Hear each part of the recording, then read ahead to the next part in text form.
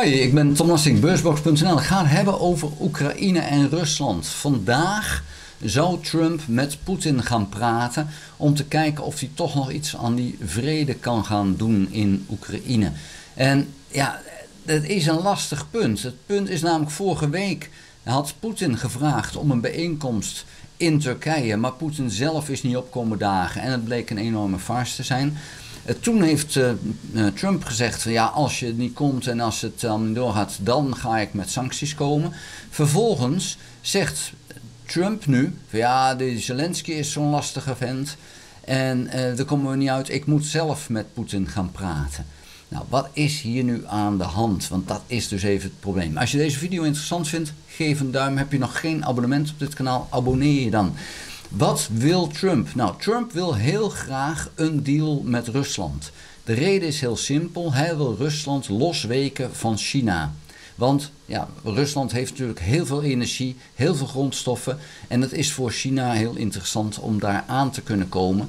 En Trump wil daar een stokje voor steken. Dus Trump is op de hand van Rusland. En dan kan het zijn omdat hij een Russische asset is. Hij kan meneer Krasnov zijn. Dat kan allemaal. Maar hoe dan ook, het grote verhaal is dat je hebt de drie partijen die er echt toe doen in de wereld. China, de Verenigde Staten en in feite dankzij zijn grondstoffen Rusland.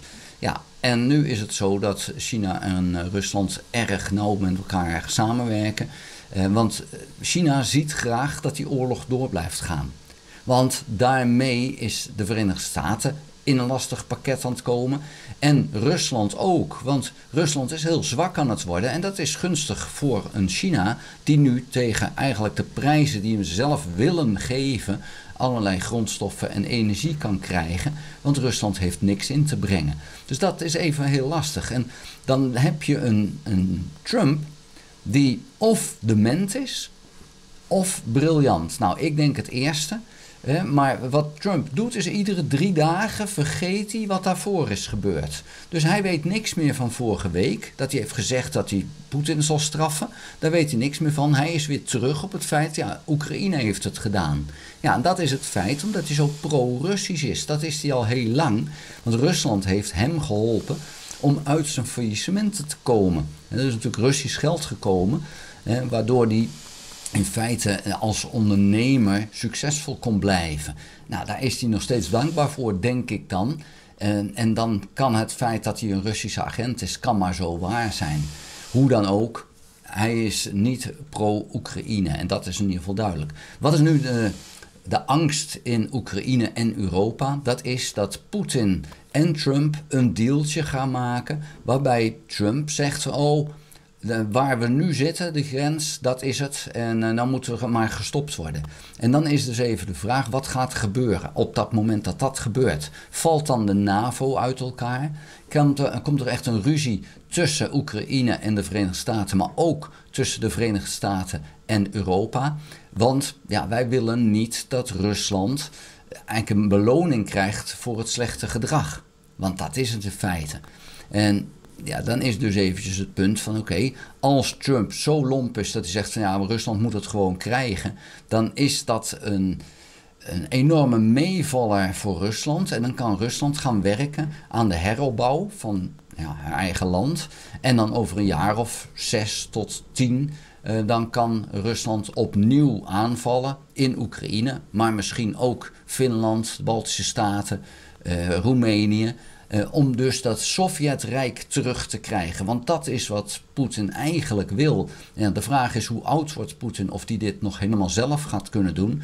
Ja, wie komt er na Poetin? En ja, op dit moment, als je dus Rusland hiermee beloont en ze de kans geeft, ja, dan zal dus de opvolger van Poetin dat beleid ook graag door willen voeren. Want dat is een succesvol beleid.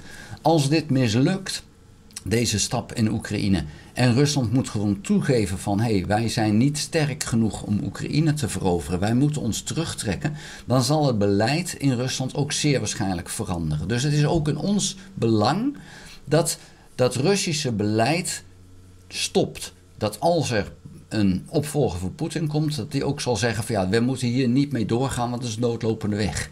Dus ik ben ook wat bang dat een Trump gaat toegeven en dat daarmee dus een extra probleem ontstaat.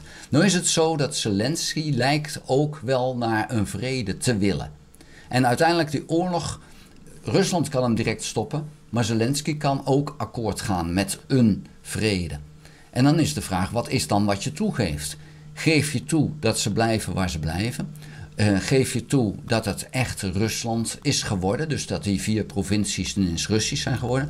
Of zeg je van nou, we stoppen de oorlog, maar we vinden nog steeds dat Oekraïne de grenzen van 1991 moet gaan krijgen en daar gaan we nu naar werken. Dus we gaan wel stoppen met vechten, maar door embargo's en dergelijke te handhaven willen we wel Rusland dwingen tot teruggeven van die gronden. Ik denk dat dat een kansloze zaak is. Dat als deze oorlog nu stopt, op de plek waar Rusland nu is, dat Rusland alleen maar een nieuwe aanval gaat doen, maar nooit teruggaat.